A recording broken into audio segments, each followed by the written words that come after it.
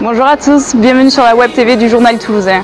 Au programme pour ce nouveau Top Culture, nous avons rendez-vous avec Sandrine Foller, qui est peintre, professeure d'art plastique, mais pas que. Vous êtes prêts? Suivez-moi.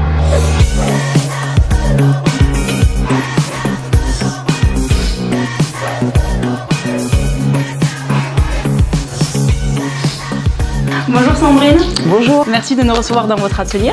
Avec plaisir. Nous allons parler un petit peu de vos activités, dont notamment celle qui est affichée là, à côté de vous, qui est une nouvelle série sur les musiciens classiques, avec l'Orchestre national du Capitole, que vous allez les décliner de différentes manières. Est-ce que vous pouvez nous en dire un petit peu plus? Oui. Alors, j'ai commencé cette série l'année dernière. Et c'est un travail que je réalise en peinture et en sculpture. Et donc j'ai le grand privilège de pouvoir rencontrer déjà des musiciens tels que Sandrine, qui est flûtiste solo à l'Orchestre national du Capitole et qui voilà, se prête au jeu de la pose à mon atelier.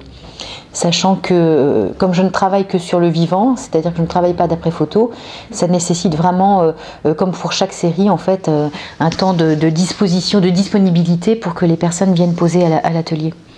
D'accord. Donc du coup, vous avez une date, vous savez combien à peu près de portraits vous allez décliner? Je n'en ai absolument aucune idée. C'est un petit peu au feeling? Je crois que c'est surtout comme je le fais d'habitude, c'est vraiment en fonction des rencontres. Donc là, pour ce projet-là, en tout cas, j'ai quand même intuité que ça allait prendre un certain temps, et un temps qui est nécessaire pour le temps de création, le temps de rencontre, le temps de les rencontrer. Combien de portraits, je me suis pas fixé d'objectif en fait. Je m'en étais fixé un au début, et puis après je me suis dit que j'allais prendre le temps de les réaliser, de les rencontrer, et comme ça se passe merveilleusement bien, que je découvre un univers qui est riche et puis en diapason avec le mien en fait, sur la manière d'aborder en fait la création, le rythme, la transmission aussi, puisque je viens d'une école dite classique, et on en a beaucoup parlé, notamment avec Sandrine, de cette transmission. Justement, Sandrine, pourquoi avoir adhéré à ce projet? Qu'est-ce qui vous a séduit? D'abord, au tout début, j'ai eu connaissance du projet qui était assez tout début, puisqu'il y avait un ou deux portraits de faits. Au point de départ, je trouvais ça chouette de s'entraider entre artistes en fait. Je trouve que si un peintre a envie de peindre ou de sculpter des musiciens, je trouve que de la part des musiciens c'est normal quelque part d'échanger et de se rencontrer et de se mettre un petit peu à disposition, parce qu'on a besoin les uns et des autres pour faire vivre l'art en général. Donc c'est parti de là, et puis c'est vrai qu'on s'est bien entendu, on est bien entré en contact, et donc on a fait pas mal de séances finalement, et donc les premiers qui ont posé, dont je fais partie, on essaie de diffuser la formation et auprès de nos autres collègues musiciens classiques, et on espère que ça va être une petite famille qui va grandir au fil du temps. Donc c'est un projet à suivre. Puis c'est d'autant plus fort en ce qui me concerne, parce que d'abord on a un ami commun en fait qui a servi de lien en fait. Moi j'étais dans mon milieu des arts plastiques, et je connaissais effectivement, j'ai réalisé des portraits de comédiens, de metteurs en scène, d'auteurs, écrivains sur Toulouse, mais je n'avais pas jusqu'à présent en fait eu la chance de rencontrer des musiciens classiques. Et c'est un ami, donc Éric Lemuel, qui a une émission de radio, qui a servi en fait de lien entre moi et les musiciens. Et à partir de là, en fait, c'est vrai qu'il y a eu aussi la notion de bouche-oreille, puisqu'ils se transmettent l'information. Et il y a aussi une notion, je crois qu'on en a un peu conscience tous, c'est cela n'a jamais été fait. Il n'y a aucun peintre ou sculpteur qui a réalisé... C'est une première... il me semble bien. Une série. D'une série de portraits, parce que c'est souvent les musiciens avec l'instrument, etc., et souvent en photographie d'ailleurs, mais cela n'a jamais été réalisé, en fait, des portraits spécifiques de chaque musicien, parce que ça nécessite aussi un temps un peu extraordinaire, cette histoire, le temps de les rencontrer tous, le temps que eux viennent poser, puisque chaque séance, pour un portrait en peinture, par exemple, c'est une séance de 2 heures, ce qui est très court. Sandrine et les quelques musiciens qui sont venus au début, je peux le dire, ont essuyé les plâtres. Parce que le temps que je trouve l'identité de la série, il y a eu quand même quelques mois de travail où ils se sont prêtés volontiers avec beaucoup de générosité. À ces temps, je disais, voilà, je ne suis pas contente de mon travail, est-ce que vous pouvez revenir? Voilà, jusqu'à ce que je trouve enfin l'identité finale de la série pour la peinture et pour la sculpture. Mais écoutez, on a hâte de voir l'exposition, qui j'espère sera prochainement. Vraiment, vraiment dans quelques mois, parce que là je ne compte pas m'arrêter à ces quelques portraits. Je voudrais, dans mon rêve, mon grand rêve, ce serait de pouvoir tous les réaliser. Voilà. En tout cas un maximum.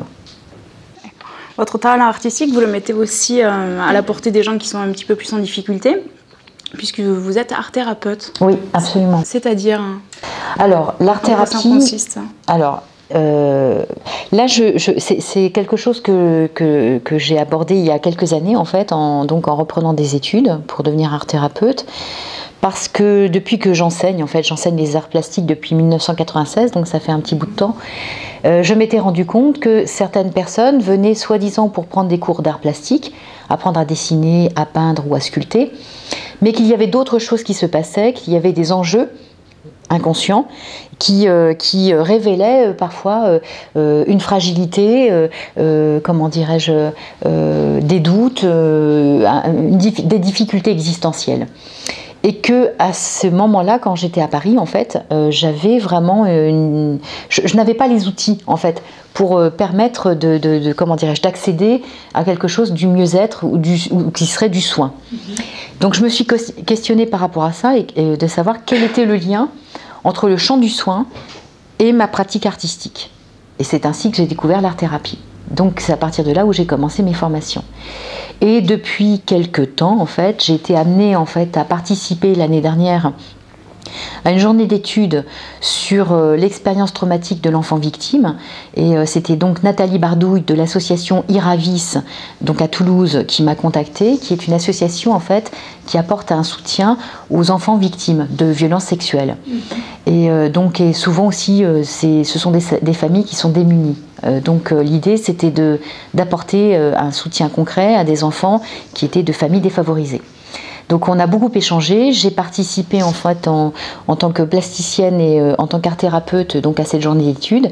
Et au fil de ces échanges en fait, nous avons décidé que j'intervienne en fait au sein d'Iravis donc en tant qu'art-thérapeute. C'est-à-dire que là où il y a l'indicible, où on ne peut pas raconter, où on ne peut pas dire, en fait, j'interviens par le biais des arts plastiques, donc à faire dire, à raconter en fait ce qui ne peut être dit, ce qui ne peut être exprimé, autrement que par la parole. Voilà. C'est un projet qui vous tient à cœur? Comme tous les projets, comment dirais-je, comme tous les projets dans lesquels je m'investis, oui, ça me tient à cœur parce que c'est une nécessité en tant que citoyenne, en tant que personne, en tant qu'être humain, de pouvoir contribuer. Et j'ai ces outils-là, en fait, je peux intervenir d'une manière concrète. Exactement. Et puis c'est aussi, comment dirais-je, une démarche globale, en fait. Ma démarche, quand je travaille avec des personnes qui viennent poser, c'est une démarche, ou quand j'enseigne, ou quand je travaille en tant qu'art-thérapeute, c'est une démarche de relation à l'autre, d'échange. Et en tant qu'art-thérapeute, c'est aussi une démarche d'apporter, comment dirais-je, quelque chose qui est de l'ordre de retrouver un contact avec soi et avec son intime. On parlait de vos projets, parce que vous en avez plus d'un, vous êtes une femme qui ne s'arrête jamais, et vous êtes actuellement en train de préparer des conférences qui auront lieu à la rentrée au mois de septembre. Oui, absolument. C'est-à-dire Alors, j'ai eu une très jolie expérience l'année dernière. J'avais travaillé une série qui s'appelait Wanted avec ou sans, et c'était donc des réflexions artistiques, sociologiques et psychologiques sur le célibat à Toulouse. Et donc j'avais réalisé plus d'une centaine de portraits. Suite à ça, en fait, il y avait eu une série de conférences, de 4 conférences qui avaient été proposées au Centre culturel Bonnefoy. Et Anne Détieux était absolument convaincue par la démarche, et je lui ai reproposé un projet cette année qu'elle a accepté volontiers, qui est donc sur le thème des 5 sens. Et donc cette année, je vais à nouveau travailler dans un travail de collaboration, de lien, de partage, avec des personnes que j'estime, dont j'estime énormément le travail. Donc il y a en fait Hélène Dufaux, qui est donc écrivain, auteur-écrivain à Toulouse. Et donc Nathalie Bardouille, donc, qui est docteur en psychologie et qui aussi s'occupe donc de l'association Iravis. Donc suite à ces échanges, nous sommes en train de créer un objet qui va être donc pour ma part la partie art plastique. Et donc Hélène va s'occuper de la partie d'écriture, d'échange d'écriture, et Nathalie en fait va faire le lien entre ces démarches artistiques. Et donc voilà, ce sera proposé à partir du mois de septembre, octobre, novembre, décembre 2013, au Centre culturel Bonnefoy. Super. Merci Sandrine de nous avoir reçus et merci à vous de nous avoir regardés sur la Web TV. À bientôt.